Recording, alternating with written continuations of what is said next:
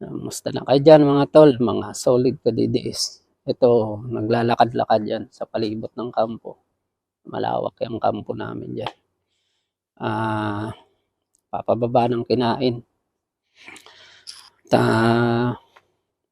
Walking exercise. Opinion ko lang doon sa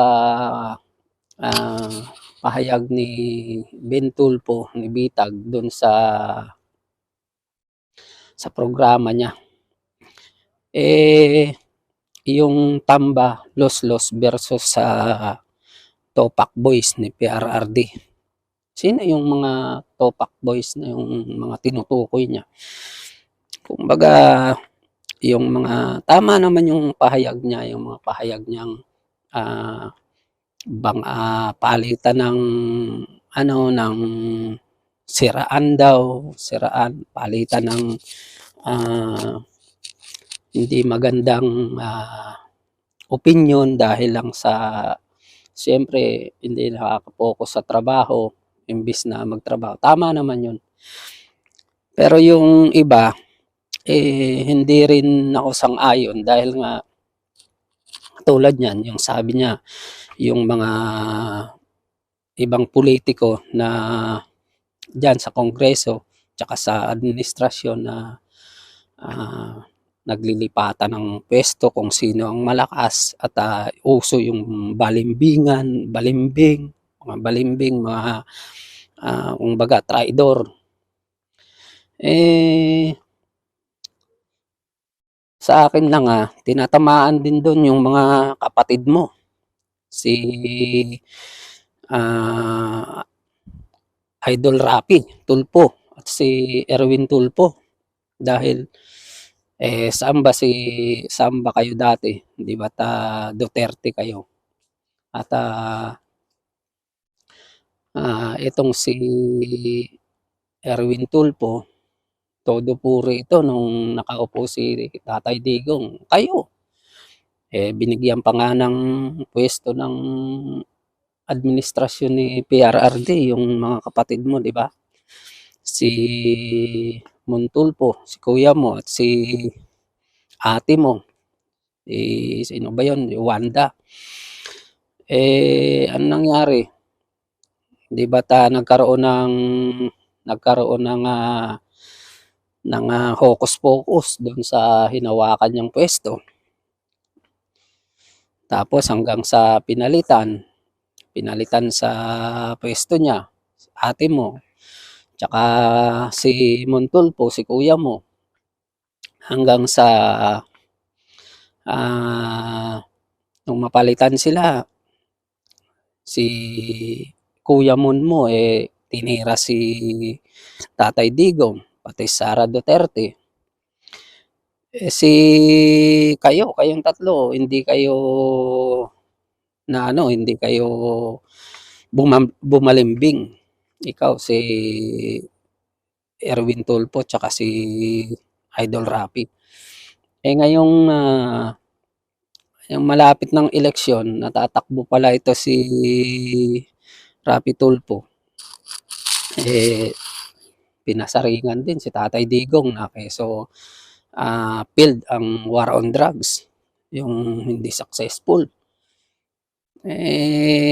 Hindi ba't balimbing din ang tawag doon? Ngayon naman si Erwin Tulpo, andun, bumubuntot-buntot kahit ang balos-los. Di ba't kumbaga balimbing din ang tawag doon? At parang pag-traidor din.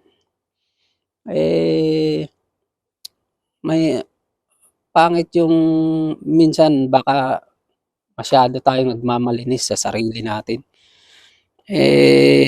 Kayo, oo, mga tumutulong kayo sa taong bayan, yung mga nangangailangan.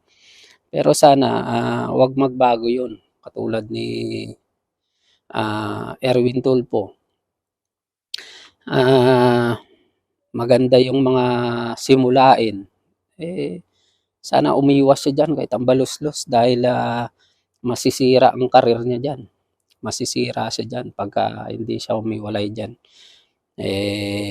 Diba't na interview pa siya, pinagtatanggol niya si tambaluslos yung tinitira mo ngayon.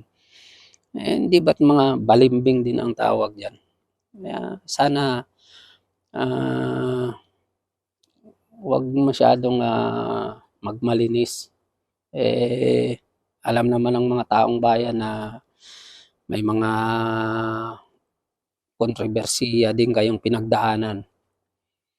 Kaya kumbaga, yung mga sinasabi mo may mga patama din 'yan sa mga kapatid mo. Hindi rin ano, hindi naman kayo perpekto. Kaya, sana, nakikita mo naman na yung ginagawa ng Duterte, para lang naman sa kaayusan ng bayan ng Pilipino. Hindi naman sila, yung administrasyon lang naman ang sumisira sa kanila. Sana, kumbaga, ah, 'wag mong idamay yung masyado mo naman yatang nilalahat na yung pati yung gumagawa ng tama, yung, side ni PRRD na maayos naman. Siyempre, sino ba naman, nagalit na sila, napuno na rin yung matanda dahil binabanatan sila ng nananahimik sila. Kung hindi naman sa kanila, uupo ba yung Marcos? Alam mo naman yan Alam niyo yan. Kumbaga, nananahimik sila, napuno na sila sa paninira sa kanila. Kayo nga konting nga sa inyo, konting tira nga sa inyo, nagre-react kayo Ganyan din ang nararamdaman ng bawat tao. Titirahin ng nananahimik, kayo man 'di ba't pag tinira kayo ng pag pinagsasabihan kayo na hindi niyo magugustuhan. Buti nga yung mga Duterte mahaba pa ang PC niyan Tagal nila bago magsalita na kahit na masyado na silang inaapakan. Samantalang ang dami nilang ginawang maganda para sa atin, para sa bayan natin. Sino bang lumalabas na balimbing? Hindi ba't mga kapatid mo mga balimbing din? Kumbaga masasabi rin na traidor din dahil dati nakaupo si Tatay Digong mga doon din kayo, Duterte kayo. Anong nangyari? Hindi pa umiinit yung puwet ng mama sa upuan nagkaroon na agad kayo ng kontrobersya. Patawag pa kayo sa Senado. Kumbaga, yung gumagawa ng tama, 'wag niyo naman masyadong yung 'wag niyong masyadong tirahin na ganyan. Katulad niyan si Erwin Tulfo ngayon dati nung nakaupo si Tatay Digong 'di ba? Todo puri, ngayon nasaan siya? Hindi ba't nasa administrasyon? Pinagtatanggol pa si Tambaluslos.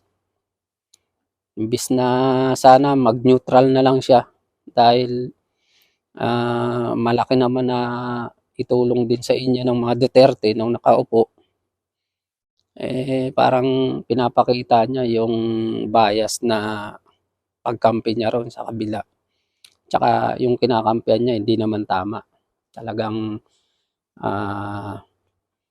may issue naman talaga yung PI na yan.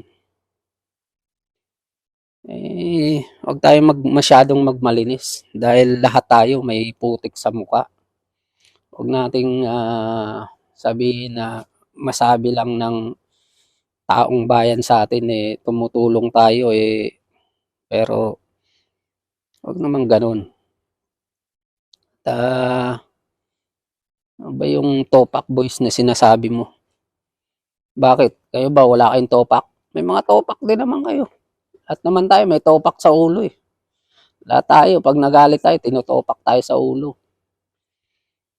Kaya yung sinasabi mong balimbing, yung tanong mo sa mga kapatid mo, 'di ba't gawain din nila.